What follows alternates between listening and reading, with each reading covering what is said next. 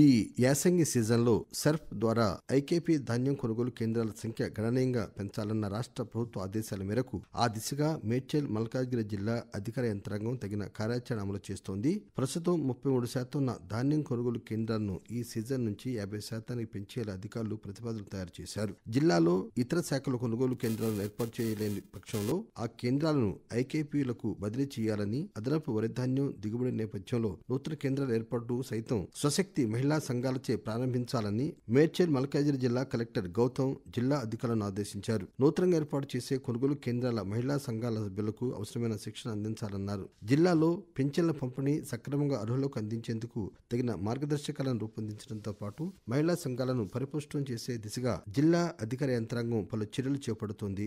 రాష్ట్ర ప్రభుత్వం మహిళా సంఘాల స్వయం స్వావలంబన, దివ్యాంగుల సంక్షేమంపై జిల్లాల కలెక్టర్లకు తగిన దిశానిర్దేశం చేసిన నేపథ్యంలో జిల్లా అధికారులు ఆ దిశగా తగిన కార్యాచరణ అమలు చేస్తున్నారు. దీనిలో భాగంగా దివ్యాంగులకు యూడీఐడి కార్డుల జారీ ప్రక్రియ వేగవంతం చేస్తున్నారు. జిల్లా కలెక్టర్ ప్రత్యేకంగా సమీక్షించి దివ్యాంగులకు నిర్ధారణ పరీక్ష నిర్వహణ కోసం స్లాట్ బుకింగ్ ప్రక్రియ ప్రారంభించాలని సూచించారు. ప్రతి ప్రభుత్వ పాఠశాలను స్వశక్తి మహిళా సంఘాలతో ట్యాగింగ్ చేసి స్కూల్ యూనిఫామ్ కుట్టు ప్రక్రియ సకాలంలో జరిగేలా చూడాలని జిల్లా కలెక్టర్ అధికారులను ఆదేశించారు. స్కూల్ యూనిఫామ్ కుట్టు పనులకు సంబంధించి అవసరమైన కటింగ్ మిషన్, ఇతర పరికరాలు సిద్ధం చేసుకోవాలని, మహిళా సంఘాల ద్వారా కుట్టు పనులు వేగవంతం అయ్యేలా చూడాలని, జూన్ నెల వరకు ఈ పనులు పూర్తి కావాలని ఆదేశించారు. రాష్ట్ర ప్రభుత్వం ప్రతిష్టాత్మకంగా ప్రవేశపెట్టిన పేదలకు సన్నబియ్యం పంపిణీ పథకం సక్రమ అమలును జిల్లా పౌర సరఫరాల శాఖ అధికారులు సమన్వయంతో జిల్లా కలెక్టర్ స్వయంగా పర్యవేక్షిస్తున్నారు. అధికారులతో కలిసి జిల్లా కలెక్టర్ స్వయంగా ఈ పథకం అమలు తీరుపై ఆయా రేషన్ షాపుల్లో ఆకస్మిక తనిఖీలు చేస్తున్నారు. కుత్బుల్లాపూర్లో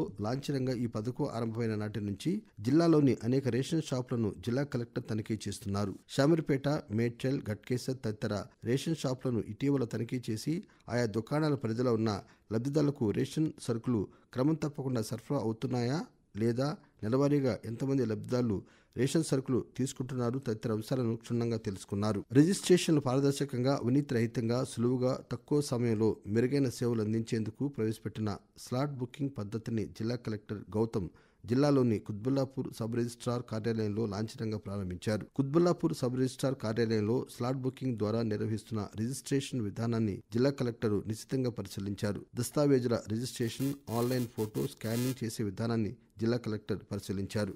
షామీర్పేట మండలంలోని తుమ్ముకుంటలో స్థానిక ఎంపీ ఈటల రాజేందర్తో కలిసి ప్రభుత్వ చీఫ్ విప్ డాక్టర్ పట్నం మహేందర్ రెడ్డి కళ్యాణలక్ష్మి, షాదీ ముబారక్ చెక్కుల పంపిణీ నిర్వహించారు. ఘట్కేసర్లో 116 మంది, కాప్రాలో 36, మేడ్చల్లో 52, మూడుచింతలపల్లిలో 25, మేడిపల్లిలో 102, షామీర్పేటలో 58 మంది చొప్పున మొత్తం 389 మంది లబ్ధిదారులకు సుమారు 4 కోట్ల రూపాయల మేర కళ్యాణలక్ష్మి, షాదీ ముబారక్ చెక్కులను పంపిణీ చేశారు.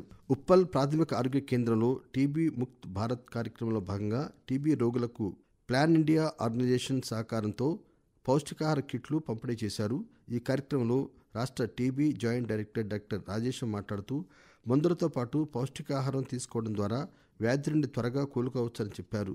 జిల్లా వైద్య ఆరోగ్య శాఖ అధికారి డాక్టర్ ఉమాగౌరి మాట్లాడుతూ క్షయవ్యాధి నివారించడంలో ముందస్తు వ్యాధి నిర్ధారణ, పూర్తికాలం మందులు వాడడం చాలా ముఖ్యమని తెలిపారు. రాష్ట్ర ప్రభుత్వం ప్రతిష్టాత్మకంగా ప్రవేశపెట్టిన భూభారతి నూతన ఆర్ఓఆర్ చట్టం ద్వారా భూ వివాదాలకు శాశ్వత పరిష్కారం దొరుకుతుందని, దీనిపైన ప్రజలకు తగిన అవగాహన కల్పించాలని జిల్లా కలెక్టర్ అధికారులకు సూచించారు.